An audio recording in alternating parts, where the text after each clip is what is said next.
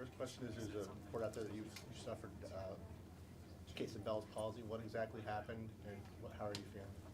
I mean, I don't know exactly what happened, but obviously I guess that's a normal thing.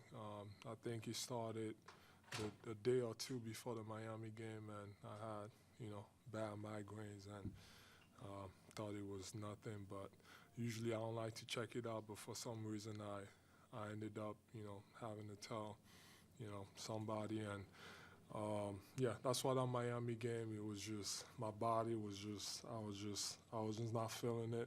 And then obviously lately with, I don't know if, I'm sure if you Google the symptoms, you know what it is.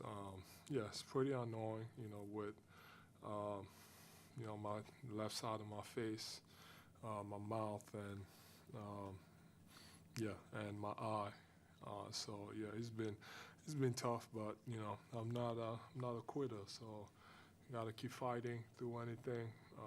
But yeah, it's unfortunate. That's the way I look at it. But that's not an excuse. Gotta keep, pushing. Between the Bell's palsy and the knee, you're still dropping 50 in a playoff game. I guess, like, what has it kind of taken for you to just come out here and continue to be you? I don't know. I just love playing the game. I just want to be on the floor as much as possible. I want to play as much as possible. I only got about maybe 8 years left, so I gotta take as much. Gotta enjoy it as much as possible. Their best shot in that first half, and then you guys came out. It was for that first half, and then came out in the second half and took control of the game as a team. Yeah, I mean, that's kind of how the series been going. Back and forth the entire game, and whoever can come up with stops at the end and scores at the end wins the game. The first victory for your team. How do you handle the expectation and the pressure that come at this stage on the season? Yeah, I mean, for me, I always say that you shouldn't be. You're always gonna be nervous for games or whatever, but you put in so much work, and in the summertime when no one's watching, that when it's time to show up when the lights are on, you should be ready to do that. And it shows. It always shows, man. It shows who's putting in work. It shows who's out there grinding in the summertime and when nobody's watching. Tyrese, when you were watching Cam from the bench, you were smiling as big as you've ever smiled. What did you make sort of his entire performance and staying readiness? Big time.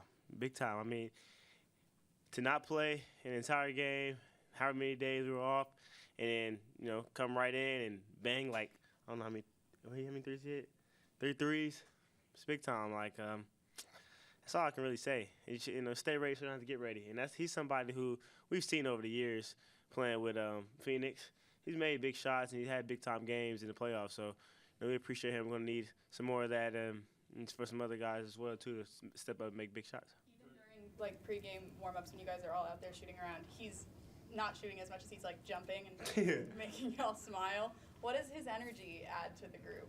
Yeah, it's big time, man. Like, how I say, he's so positive. Everybody says I'm positive, but, he's extremely positive. He's just jumping around, having a great time, and he makes you want to go out there and really compete with your brothers. And he's always vocal on the bench. He's always telling me, not just myself, but everybody, stay aggressive, stay ready, go out there and be who you are. So we appreciate him for being who he was tonight.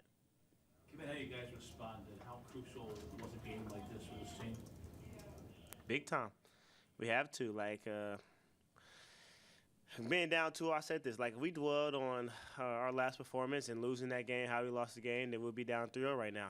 But we kind of had to flush that game and really went out here and was successful in a lot of different areas that we weren't successful in New York.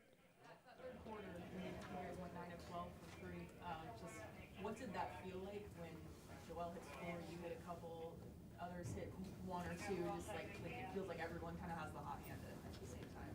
It feels good. It feels good. I mean, the crowd was into it. Guys were making shots. Guys were prepared. We expect that. We expect to make big shots. We expect to win. We expect to go on the other end and get stops as well. So. Do you think you guys were more aggressive and more physical tonight than you had been in the first 2 games? I think so. But we had to adapt to the series. I mean, we knew it was gonna be physical. You know what I mean? We know how they play. That's their style. That's their brand of basketball. That's their bread and butter. So we knew we had to match and go above and beyond with that. And I think we're starting to do that more. We did it in game 2, way more than game 1. Game 1 they just pushed us around, got every single rebound, got every single loose ball. Game 2, I mean, just down the stretch they did that. They got every loose ball. They got every big time rebound. Tonight, rebounds. We won. We won the rebound, so there you go.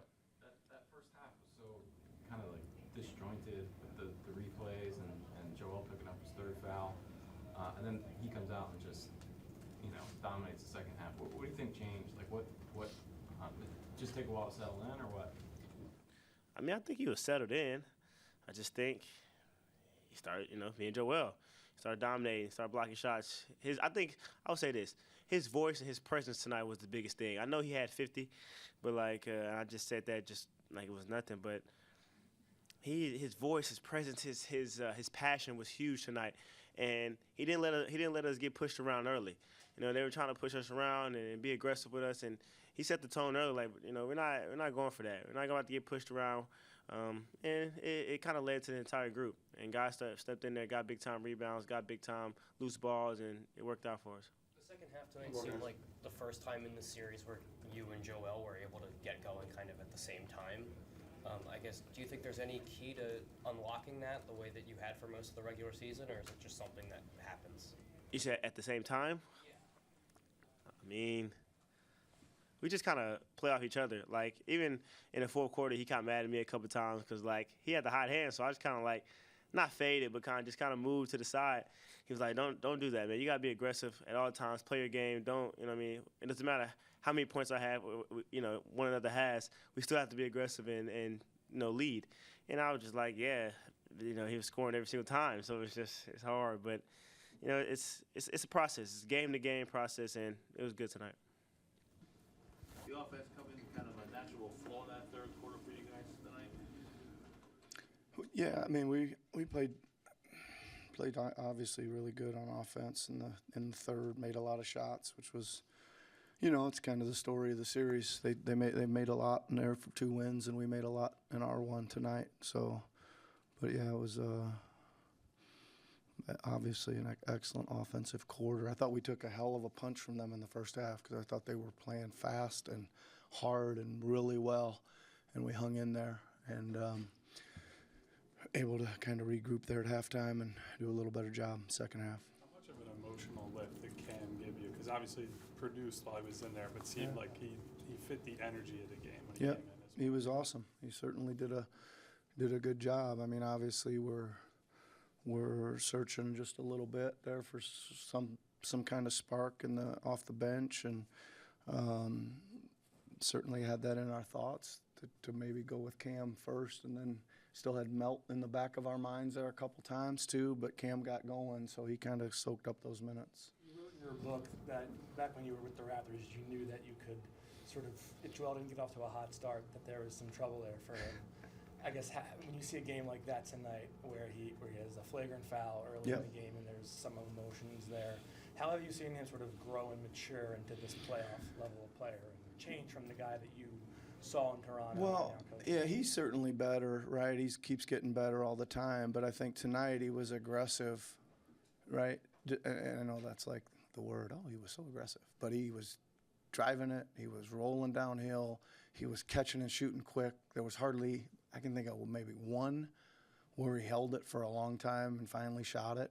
He made it, but most of it was decisive. Maybe that's a better word. I thought he was decisive on his decisions on when to roll and when to shoot tonight. When you thought the flagrant at the beginning, I mean, were you a little worried that it could have been like a flagrant 2, and like, did it ever cross your mind at all that? I didn't even look at it. Sorry, I didn't see it. So. How did you think that Tyrese managed the game tonight? Okay. Yeah, did. I mean, obviously he sparked. Pretty quiet in the first half, right? But I thought he had a good rhythm there and made some big plays and layups and threes there in a stretch to where he kind of sparked the game. Yeah. Flagrants aside, Nick, I mean, you guys just seem to be a little bit more aggressive, assertive, especially on the defensive boards. You were talking before the game about getting in position and going after the rebounds. There was one Yep. Hartenstein sort of offensive rebound at the end that Joel won.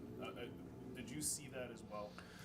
Yeah, I mean, yeah, I think you're right. I'd still say that, yes, we did go jump and get the ball, I thought, and we ran more down than we've been running down. I still feel like one of the other emphasis we had today was 50-50 ball.